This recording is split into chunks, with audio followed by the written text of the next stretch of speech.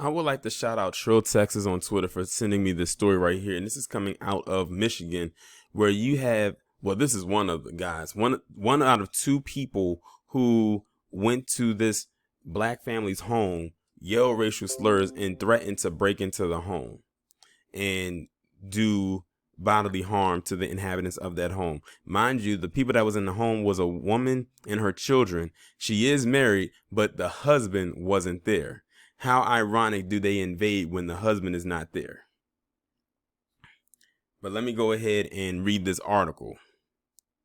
A black family in Walled Lake, Michigan shot a gun to scare off 3 intruders who broke into their home early Monday morning. The intruders allegedly used the N-word while voicing their intention to kill the family. The family's father has alleged that the intrusion was indeed a hate crime. Well, I'm glad that they had a firearm for sure. Police have not yet released the identities of the suspected attackers nor the family targeted in the attack. The intruders broke into the family's home around 12:30 a.m. local time on Monday morning. Shortly before the intrusion, the family fathers left for his overnight work shift in Detroit. How much you want to bet they were planning on this and they wanted to wait for him to leave so they could do it, and they was not expecting that family to be strapped. He left a mother and her 2 young sons, ages 9 and 13, alone at the home. The intruders, armed with a knife, a club, and 3 dogs, broke down the house's door. Hearing the noise, the 13-year-old awoke and alerted his 9-year-old brother. The mother then contacted her husband on the phone. "I can hear everything, them kicking and banging down the door, whatever they were doing," the husband told WDIV-TV. "They were in the house. I can hear the guy saying, 'I'm going to kill you,' the N-word and all of that." The husband said he told the wife to get the gun. She then fired it as her 2 sons hid under their beds. The shots missed the intruders and hit the family's truck. The eldest son contacted the police. Other neighbors also contacted the police to report the gunshots. Immediately, the woman's husband left work. When he returned home, he found police had apprehended 2 white men and 1 white woman suspected of the intrusion. It was a hate crime. The husband said of the attack, "They knew that we were a black family. I'm always on my motorcycle." The population of Walled Lake is 85% white and 8% black, according to the U.S. Census Bureau. Police have not yet identified a motive. It's also unclear whether the break-in is being investigated as an attempted hate crime. Now, see, here's the thing. I just talked about in plenty of videos how now the Asian community is pretty much a protected class because of that COVID-19 whatever it's called bill that's on the books. And I knew that somewhere in this article it was going to say something along the lines of, we need to investigate if this was a hate crime. We need to determine if this was a hate crime. Even though the father said in the background he can hear them yelling the N-word. The place where they're living at is 85% white and 8% black. They are a black family. And how ironic it's that all 3 of those robbers are white. And they all came to a family inhabited by black people. Like put 2 and 2 together. But see, like I said, they always got to determine if it was a hate crime, even when the N-word is being there. This is why palm color people want to use the N-word so bad, because that way, if they can get away with it without having any type of backlash, then they can no longer deem it as a racial slur. That's what they want. They don't want that N-word to be deemed a racial slur anymore, even though they're the ones that came up with it.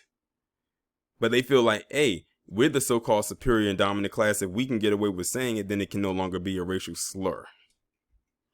But see, like I said, at the end, it says police have not identified a motive.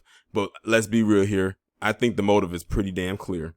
And it says it's also unclear whether the break-in is being investigated as an attempted hate crime. If it was an Asian family this person broke into, they would have deemed this thing a hate crime immediately. But see, we are not a protected class. We don't have a bill or anti-black hate bill on our side. They're still on the desk, still waiting to be looked at, if they're even going to be looked at. That thing's probably collecting dust on the desk.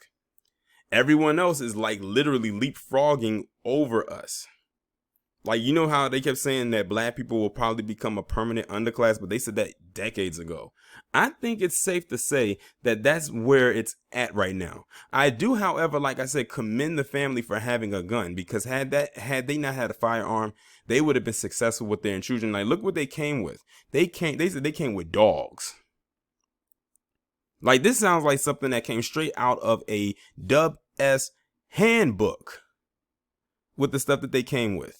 Like, they came prepared to really do some serious damage. But luckily, the wife called her husband and he told her to get the gun. And so she what to do. It's unfortunate that she missed with her shots, but it was enough to scare them off, which is a good thing. And they said that they caught them. Now, who knows what they're going to tell them as to why they broke into the house. They're probably going to sit up there and they're probably going to lie. But let's be real here.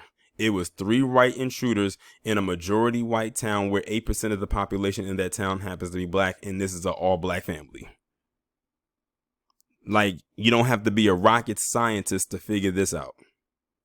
But y'all let me know what y'all think about this down in the comments. Like, share, subscribe. If you have not done so already, make sure you text the number that is pinned down in the comments below so you can receive notification every time I go live or upload a new video. And by the way, I looked at the caption under this picture. This is just a still image that they used to help push the story. This is not the actual intrusion, because you can tell by how the door is framed. This is looks like a window anyway, but they just use this as an illustration to go along with the story, because they haven't released the actual well, I don't know if there was any footage to be released or any surveillance to be released that is in connection with this story, but we do know that it did happen.